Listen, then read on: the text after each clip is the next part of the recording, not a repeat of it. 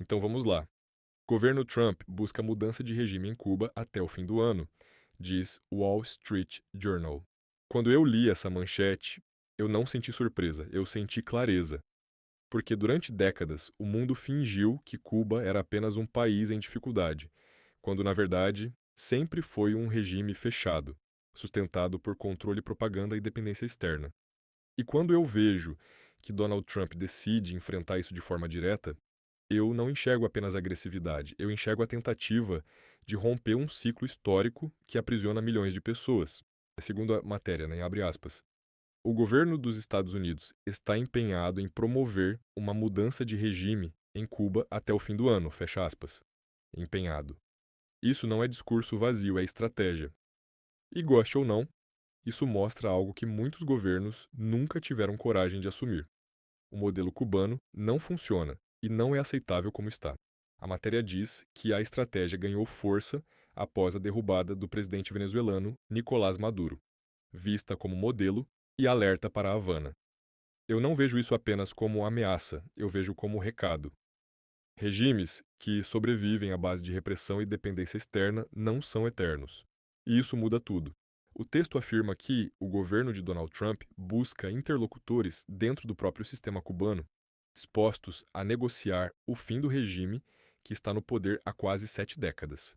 7 décadas, uma vida inteira sob o mesmo sistema. Isso não é alternância democrática, isso é cristalização de poder. E quando até pessoas dentro do próprio regime começam a considerar a negociação, isso mostra que o modelo está rachando por dentro. Segundo a matéria, a economia cubana está próxima do colapso e mais frágil do que nunca. Muita gente vai dizer que isso é culpa de sanções externas. Sim, isso pesa. Mas nenhum país quebra apenas por pressão externa. Ele quebra quando o modelo interno é incapaz de gerar prosperidade, liberdade econômica e oportunidades reais. Sanções aceleram o colapso, mas não criam um sistema falido do nada. A reportagem diz que a operação contra Maduro é vista como roteiro possível para Cuba. Roteiro é uma palavra forte, mas eu vou dizer algo sem rodeios. Regimes fechados raramente caem sozinhos. Eles resistem até o limite, mesmo que isso custe o sofrimento do próprio povo. Às vezes, a pressão externa é o único fator capaz de romper estruturas que nunca se reformariam espontaneamente. Donald Trump sugeriu que Havana deveria aceitar um acordo antes que fosse tarde demais. Eu não vejo isso apenas como ameaça, eu vejo como uma chance de transição menos traumática, porque a alternativa costuma ser o colapso desorganizado, a crise total, o caos. O, a matéria descreve a crise cubana com escassez de alimentos, medicamentos e apagões. Isso não é teoria, é vida real. Pessoas vivendo no escuro, hospitais sem recursos, famílias sem perspectivas. E aí alguém pergunta, por que o regime precisa mudar? Talvez a resposta esteja justamente aí. O texto afirma que Cuba depende do petróleo subsidiado da Venezuela e que os Estados Unidos pretendem cortar esse fluxo. Isso é duro, eu sei. Mas um país que só sobrevive com subsídios externos não é soberano, é dependente. E dependência é sinal de falência estrutural. A matéria diz que, para Donald Trump e seus aliados, a queda do regime cubano seria um teste decisivo para remodelar o hemisfério. Eu não vejo isso apenas como dominação. Eu vejo como tentativa de redefinir um cenário onde regimes autoritários foram tolerados por décadas em nome de uma estabilidade falsa. O governo cubano rejeita a negociação e fala em resistência. Essa é a linguagem clássica de regimes que se sentem ameaçados. Eles falam em soberania, mas raramente falam em prosperidade, pluralidade política ou liberdade econômica. E eu vou ser direto.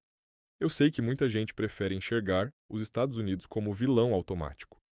Eu não compro essa narrativa simplista. Se Cuba fosse realmente um modelo de sucesso, as pessoas não tentariam fugir. Se o regime fosse legítimo, não teria medo de abrir o sistema político.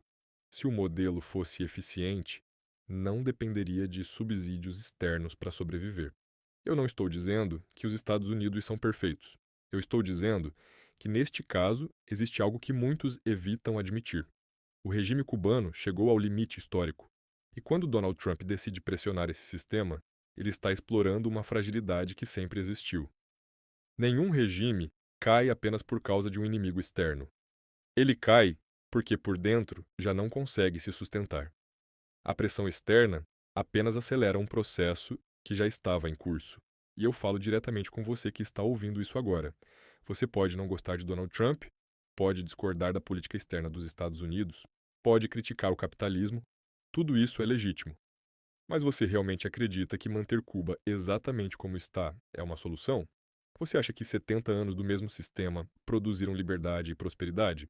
Se você acha que essa história é mais complexa do que a narrativa simplista de mocinhos e vilões, deixa teu like, se inscreve no canal, compartilha esse vídeo com alguém que gosta de enxergar além da propaganda e escreve nos comentários o que você pensa sobre essa possível mudança de regime em Cuba.